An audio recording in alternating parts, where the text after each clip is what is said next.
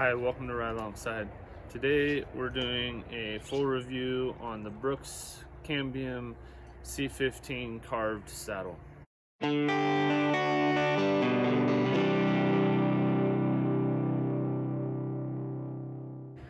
So let me preface this review by saying that all saddles are very personal choice and they're going to fit everybody differently.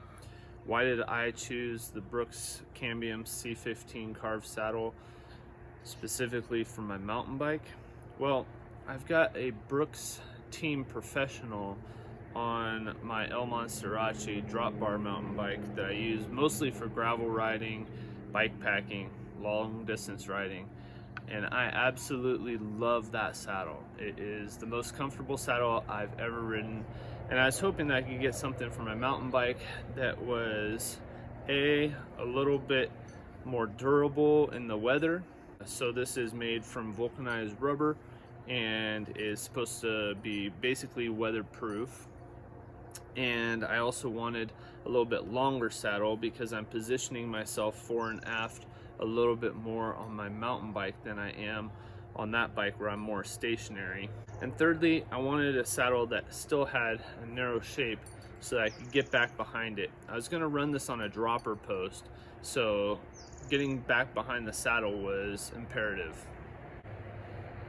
What were my initial impressions of this saddle? Well, it flexes quite a bit, especially in this cutout area, and that felt really nice at first. I thought that would really give me some good relief, some good kind of suspension, if you will. Actually, it really does. This saddle gives really well if you're positioned right here. I also noticed in my first impressions that this rear part of the saddle was very firm.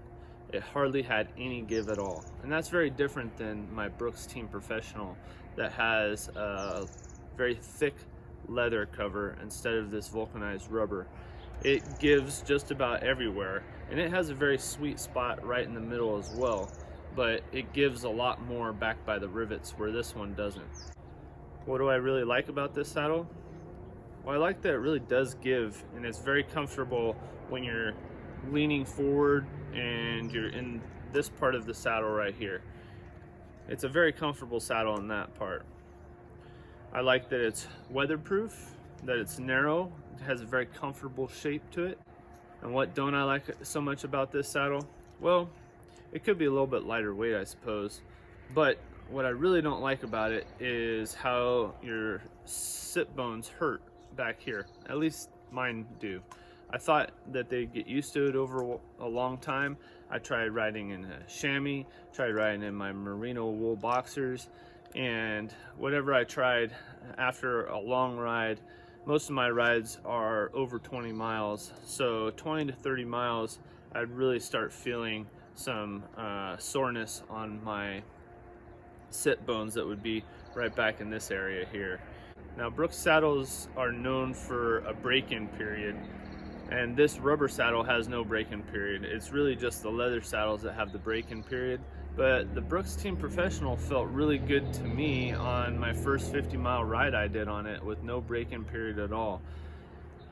So I was hoping for a little bit of a similarity with this saddle, and unfortunately it's just a little bit too stiff for my liking in the rear area of the saddle. Would I recommend this saddle? Absolutely. If it's a saddle that's going to be going on a bike where you're going to be leaning forward most of the time and you're not going to be putting much pressure back here on your sit bones, I'd highly recommend it. If you need a saddle that's narrow, that has the all-weather durability, if you ride in wet conditions and you're going to be throwing up a lot of water underneath, you might want to give it a shot. But if you're like me and you're looking for a saddle that's comfortable even on the sit bones when you're sitting a little bit more upright, and you do want a narrow saddle, I'd recommend the Brooks Team Professional. It's shorter, so you can't position yourself forward and aft quite as well, but it's the most comfortable saddle I've owned, so I highly recommend that saddle. Well, this has been my review of the Brooks C15 carved saddle, and I hope you've enjoyed it. I'm Nick from RideAlongside. Thank you so much for watching, and we'll have more videos for you real soon.